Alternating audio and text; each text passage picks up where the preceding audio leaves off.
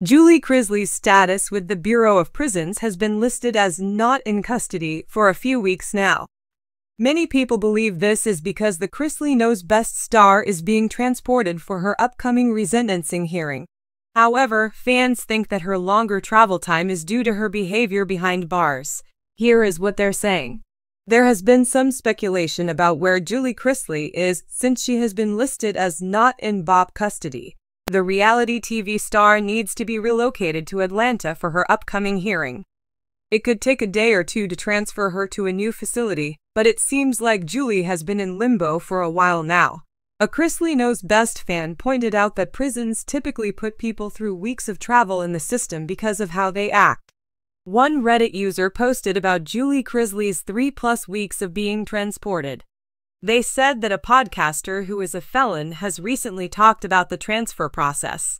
Most of it is a rather miserable experience. There is no entertainment, no access to a phone, and you have to be cuffed the entire time. Even if you only had to travel 100 miles, the warden might choose a route that would have you pinballing across the country.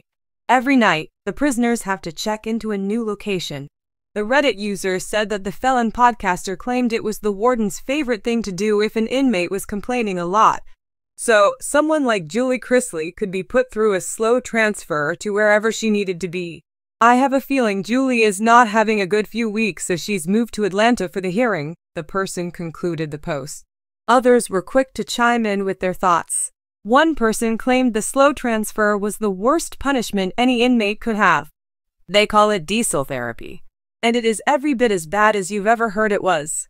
Another person pointed out, it isn't uncommon for inmates to have several layovers on their way to where they need to be. A third person chastised Julie. The amount of complaining and blame shifting along with lack of any remorse by these cretins is exactly why Julie is taking the long route.